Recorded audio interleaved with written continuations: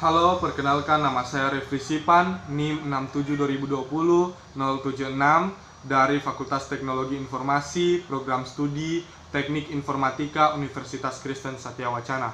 Pada saat ini saya akan menjawab soal yang menjadi tugas dari salah satu mata kuliah saya, yaitu pengantar teknik informatika.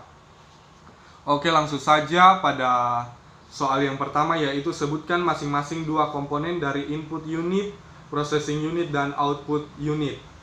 Jawabannya yaitu untuk input unit adalah keyboard dan mouse, untuk processing unit adalah prosesor atau CPU dan motherboard, dan untuk output unit adalah monitor dan speaker. Selanjutnya soal nomor 2, yaitu jelaskan secara singkat bagaimana cara merakit komputer secara urut. Jawabannya adalah sebelum melakukan proses perakitan kita harus mempersiapkan komponen-komponen yang dibutuhkan dalam perakitan komputer. Selanjutnya itu proses perakitan. Yang pertama yaitu pemasangan jumper mainboard. Sebelum memasang jumper mainboard ini, alangkah baiknya jika kita membaca dahulu buku manual mainboard agar tahu di mana posisi jumper akan diletakkan. Dan berhati-hatilah dalam memasang jumper ini dan pastikan Anda memasang jumper tersebut dengan benar. Langkah yang kedua yaitu memasang prosesor. Masukkan prosesor sesuai arah pin, angkat tuas mengunci hingga tegak. Kemudian pasang prosesor pada soket prosesor yang ada pada mainboard. Selanjutnya, kembalikan tuas pengunci ke bawah untuk menutup prosesor. Langkah yang ketiga yaitu pemasangan heatsink atau kipas prosesor. Untuk memasangnya cukup mudah, yaitu hanya tinggal memasukkan kaki-kakinya saja ke dalam mainboard dan mengencangkan baut-bautnya menggunakan obeng atau perkakas lainnya. Langkah yang keempat yaitu pemasangan memori. Cara pemasangannya cukup mudah juga, yaitu dengan menyesuaikan cekungan yang ada pada memori dengan slot pada mainboard. Selanjutnya langkah yang kelima yaitu pemasangan mainboard pada casing. Caranya yaitu tentukan dudukan atau mounting mainboard pada casing. Jika dudukan telah dipasang pada tempatnya, kencangkan skrupnya menggunakan obeng atau sejenisnya. Kemudian atur posisi input dan output dengan benar. Langkah yang keenam yaitu pemasangan VGA card. Selanjutnya yaitu sesuaikan cekungan slot yang ada pada mainboard, lalu pasang VGA card. Pastikan Anda memasangnya dengan baik. Selanjutnya yaitu langkah yang ketujuh adalah pemasangan power supply. Power supply terletak di bagian pojok atas bagian belakang casing. Tempatkan power supply pada tempat atau base yang sudah disediakan. Kemudian kencangkan baut-bautnya menggunakan obeng atau perkakas sejenisnya. Pastikan Anda memasang dengan posisi yang benar dan tidak terbalik. Langkah yang ke-8 yaitu pemasangan kabel motherboard. Selanjutnya yaitu pasang semua kabel yang tersedia pada power supply ke mainboard untuk memberikan daya. Langkah yang ke-9 yaitu pemasangan ODD seperti DVD dan HDD. Selanjutnya yaitu pasang hard drive pada casing. Sesuaikan masing-masing hard drive pada casing atau base. Buka penutup base drive pada casing dan kemudian pasang, lalu kencangkan baut-bautnya. Setelah itu, colokan kabel dan power supply ke masing-masing hard drive. Langkah yang terakhir yaitu pengecekan. Pastikan semua komponen terpasang pada posisi masing-masing dengan baik. Kemudian nyalakan PC. Kemudian jika ada masalah, segera periksa kembali komponen-komponen yang telah Anda pasang. Pastikan semuanya terpasang sesuai dengan posisinya dan terpasang secara benar atau tidak terbalik. Oke, sekian untuk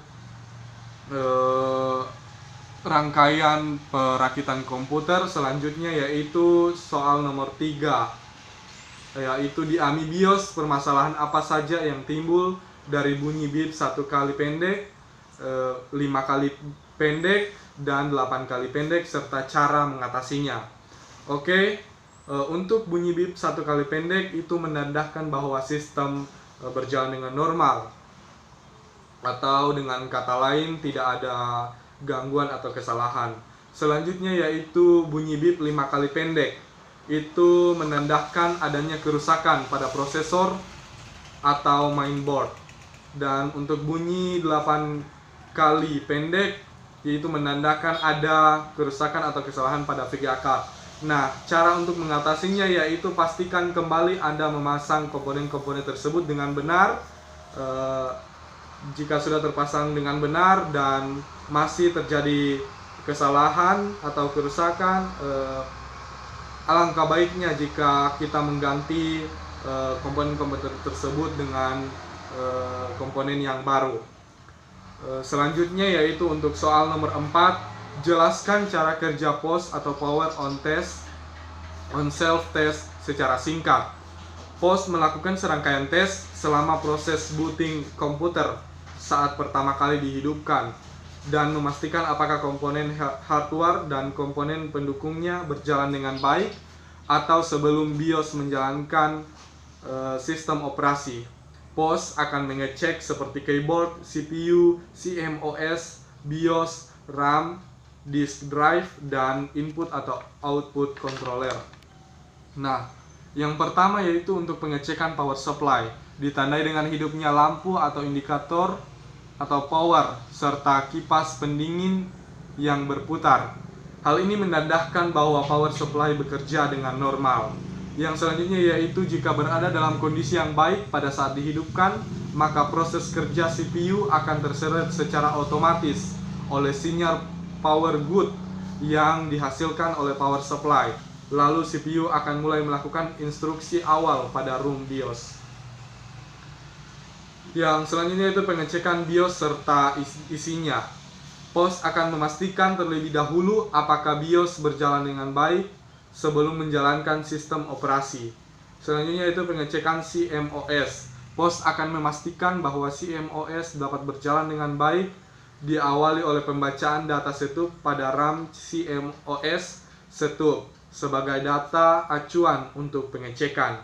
Yang selanjutnya itu pengecekan secara keseluruhan terhadap CPU, timer atau perwaktuan, memori bus, memori modul, dan kendali memori akses langsung.